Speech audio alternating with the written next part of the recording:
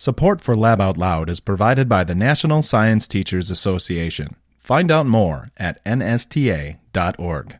You're listening to the Lab Out Loud podcast, Science for the Classroom and Beyond.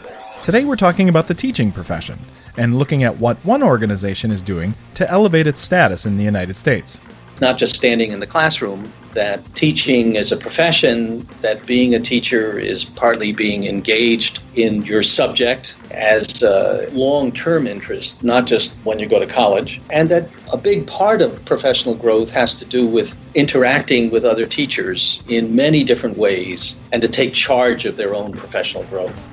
That's up next on Lab Out Loud, but first I'm your co-host Dale Basler. And I'm Brian Bartel. Today we're going to be talking to some folks from the organization Math for America. And I know what you're thinking. Wait a minute. Math? Did Lab Out Loud shift gears on us? Well, it's really just about a name. We struggled because the program, when it started, was something different and was focused only on mathematics. We added science in 2013. And we really struggled with the name and thought about different names. We actually, for a while, were going to call it Science and Math for America, but that would have had the abbreviation S&M for America. That voice you just heard is John Ewing. He's president of Math for America. I've been here for 8.5 years, actually pretty close to 9 now. And before this, I was at the American Mathematical Society for 15 years. I spent most of my career in universities, doing what mathematicians do in universities.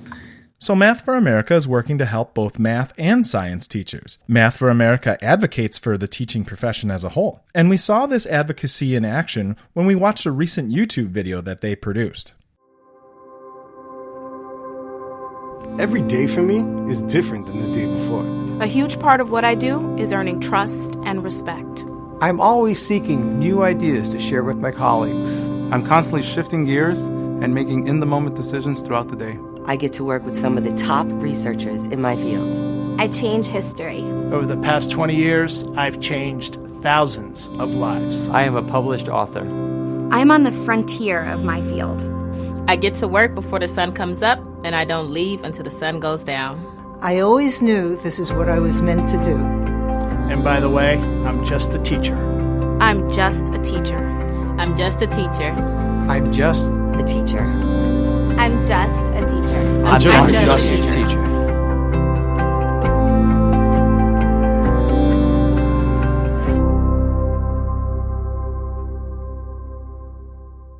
With resources like the Just a Teacher video that you just heard, Math for America works to elevate the status of the teaching profession in the United States. Helping out with that mission is our second guest, Megan Roberts. She's the executive director at Math for America. Megan's role is to advocate for math and science teachers in New York as well as nationally. And one of the primary ways that Math for America accomplishes this goal in New York is through a fellowship program. Our fellowship program is in New York City, and there's about 1,000 math and science teachers who have received and are currently in our fellowship community. Math for America's fellowship program really allows math and science teachers to shape their professional growth. Teachers can select from a rich catalog of courses that they can take, or they can even choose to teach some of those courses themselves. Equally important is the fellowship's ability to allow teachers to connect to other teachers. One of the key things here is that although we're bringing in chemistry and biology and math teachers, that they do mix together. And not only that, high school teachers get to mix with middle school teachers. We even have some elementary teachers, but they mix top to bottom and they mix field to field. So math teachers get a chance to talk to a chemistry teacher or a biology teacher, which doesn't happen so often in school during the day. Yeah, and to add to that, you've got your science community. It's even more burdensome for science teachers in many cases, depending on the size and structure of a school, because typically in let's say a high school, you have a math department, right? And that math department could be 3 people or 30 people, depending on how big your school is. It plays out a little differently, as you both probably know, in your science departments, because depending on how the school is structured, you might have a science department, but in high schools, more often than not, you have a chemistry department and a biology department. And so you find in many cases in high school, both in New York City, but I would argue nationally as well, a chemistry teacher is often a department of one, maybe a department of two. I think math teachers feel that, particularly if they all teach different courses. But for this conversation, the big difference that we have is that we have different discipline licensures.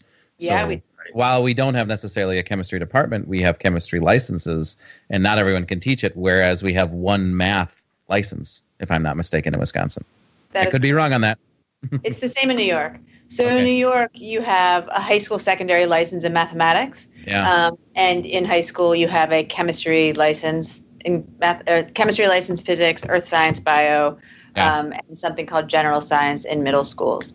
Right. Sure. So if you think about part of why Math for America is so sort of successful and in demand and all of those things is because imagine being that chemistry teacher, right?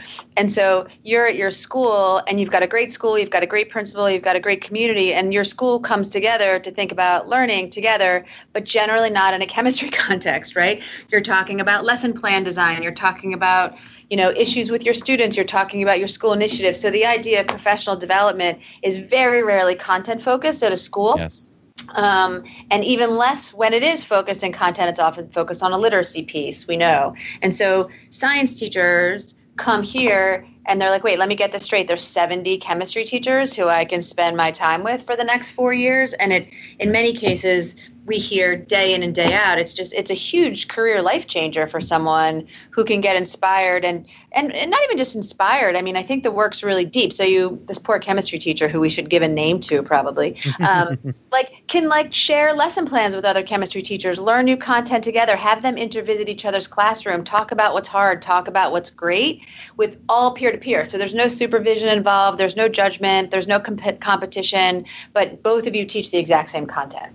And that's pretty hard to find anywhere in the country. So we should also say, Megan mentioned this before, but so part of our idea is to sort of take the underlying principles of Math for America and get them spread across the country into other programs. We were successful in getting New York State to create a program outside of New York City, which is state funded, and that has about 900 teachers in it already. Again, modeled exactly on what we do here in New York City. Okay. And we've been working with other states to try to convince them that this is a good idea, that focusing on, focusing on what works, focusing on excellence, teachers that are already quite accomplished, bringing them into communities where they can work together, that community is a really powerful idea, that we're not fixing teachers, we're trying to take teachers and give them opportunities for professional growth, and that the best way to make the teaching profession better is by starting with what already is excellent rather than starting with what's already broken. And that's a principle, I think, that works in the rest of life as well, but it certainly works here in education. It's been pretty much ignored in this country for the last 30 or 40 years, where we tend to focus on broken things in education. And that's a really good point. Yeah. So in all of this, the program that we're describing and the ideas, what we're trying to accomplish is, in some sense, on the one hand, it's very simple. We're trying to keep these most accomplished teachers in the classroom longer. What we provide them is an atmosphere and a community, a professional community that feels good, makes teaching more satisfying, and retains them in the classroom longer. Even if all the accomplished teachers only stayed for an extra 4 years, we'd have made a huge change in the teacher quality of the country. Mm-hmm. But to sort of change the conversation about what teaching really is, that it's not just standing in the classroom, that teaching is a profession, that being a teacher is partly being engaged in your subject as a matter of long-term interest, not just when you go to college, and that a big part of professional growth has to do with interacting with other teachers in many different ways. And I think we give people the opportunity, this kind of program gives people the opportunity to do that and to take charge of their own professional growth. One of your core beliefs, I see, is that teaching is a true profession, and that was something that was originally introduced to us when learning about Math for America, suggesting that there needs to be there's some work to be done on that idea, suggesting that we need to make trust teachers again, listen and respect teachers again, kind of maybe course correct here. Can you speak to that? What work needs to be done where we are? Yeah, I mean, you saw our Just a Teacher video, right? I think Correct. that sort of hits it. Like I think that there's a bunch of research or a bunch of people talking about that word "just" and the sort of negative connotations associated with it. So we were actually being intentionally cheeky and sarcastic with that video. We hope you understood the tone with which we meant to write it. Absolutely. But I think I want a T-shirt.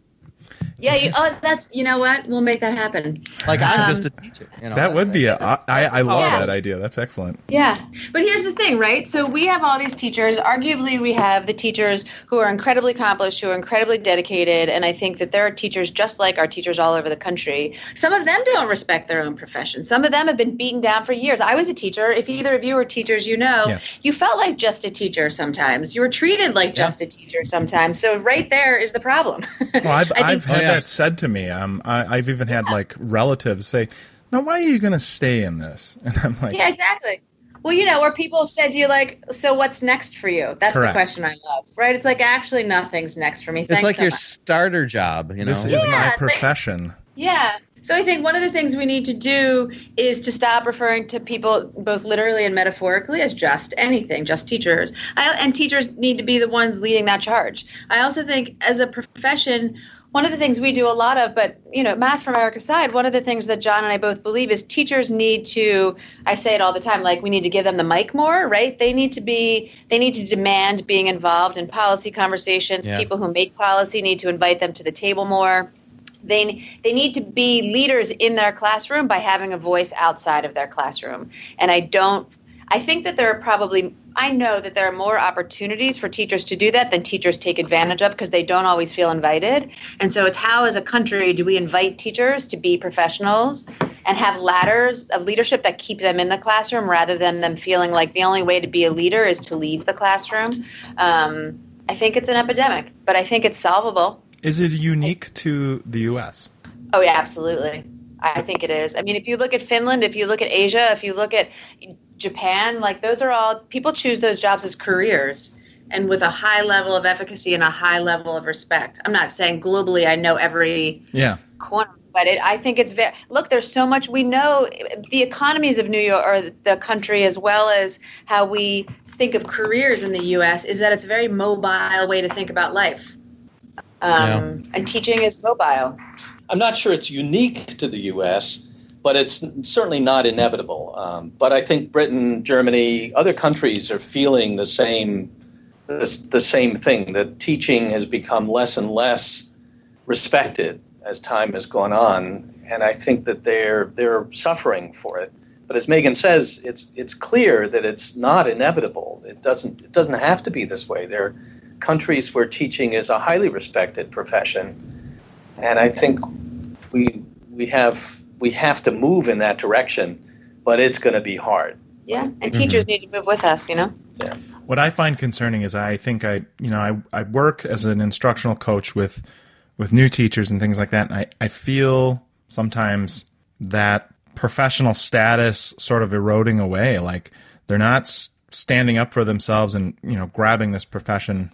It's an internal thing, and that really worries me because, I came out of the gate like, this is my profession. I am the, person here who's contributing to this. And I think people are maybe skittish. They're pulling away from that stance. Yeah, that could be. I think there's so many things that cause that, right? I think that teachers are less able to predict what their life as a teacher will be like before they do it because there's so much variation in what school looks like now, right? So we're not a stable system of schools, and so you're less able to make predictions about what it'll be like to be a teacher before you are one, hence your skittishness comment. And then I also think there's a lot of really great work happening and a lot of work that still needs to improve around school culture and leadership, right? So I think a lot of, Dave, you could take the teachers whom you coach and putting them in a variety of different settings, different school settings. They might all have very different experiences for the next 3 years. And some of that has to do with their own professional growth, but some of that just has to do with the environment with which they work. And so I think, I say, when you walk into a school, you can feel something in the air if it's a healthy community for kids and teachers, and you can feel it in the air if it's not. And I think when we put new teachers in schools, they have experiences that mimic the community of the school, and that's where they learn, right? So, you take two people with a similar profile after college and put them in two very different schools, and you're going to get two very different kinds of teachers 3 years out. Remember that somehow in America, our trust in institutions has gone down steadily over the last 30 or 40 years. So this is part of that as well. And it's especially a problem for teachers and for education because we've spent so much time dwelling on everything that's wrong in education. And I think that almost inevitably is going to erode trust in education and in teachers. Makes teachers themselves sort of feel that there's got to be something really wrong here. So I think that's a really good, because I find myself listening to this discussion, which I've had before, and saying, okay, what do we do? But the flipping the script there and saying, okay, but let's talk about what we're doing right and showcasing that and coming across, I think that is an excellent, and it's kind of an easy way too to say, okay, yes, but this is what we value when we send our kids out into these classrooms, and this is our expectations, and this is what we're doing. Celebrate that, start there, and then work towards the things you want to course correct on or anything like that.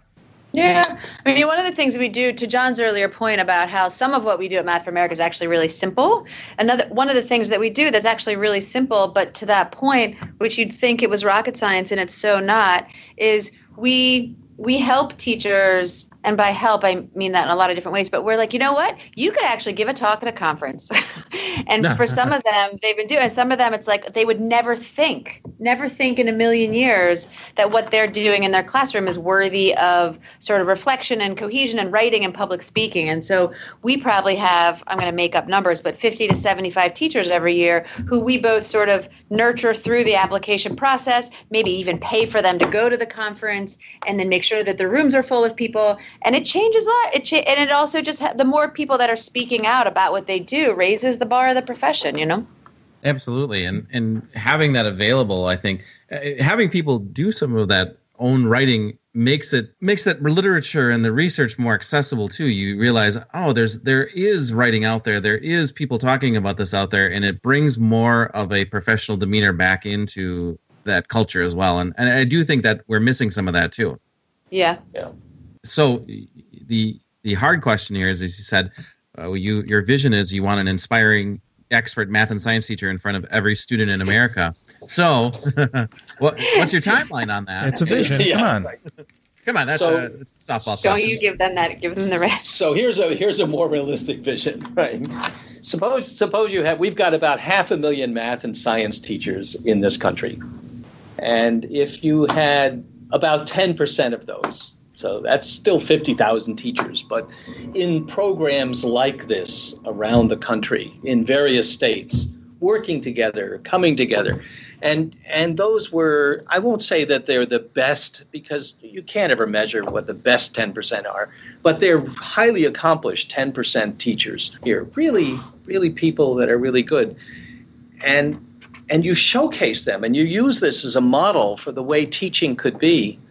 You change the way people think about teaching. You change the way those teachers themselves thought about teaching.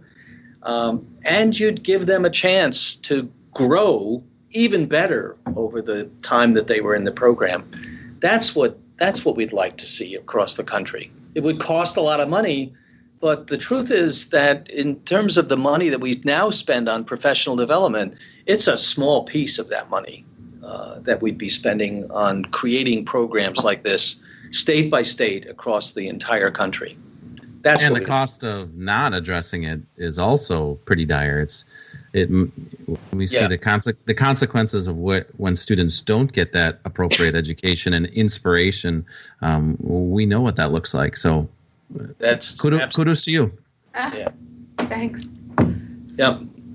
Well, thank you so much for your time, Megan and John. We appreciate your talking with us today, and we look forward to seeing more from Math for America, as well as wish you luck in reading lots of applications in the future. Thanks very much. Thanks, Dale. Thanks much. Have a good one. For links and other information related to this episode, visit laboutloud.com. You can send us your questions and comments at laboutloud.com/contact. If you enjoyed the show, make sure you've subscribed on iTunes, Google Play Music, Stitcher, or your favorite podcasting platform. And if you really enjoyed it, consider leaving us a rating or a review. Your feedback helps others find our show. Until next time, I'm Dale Basler. And I'm Brian Bartel.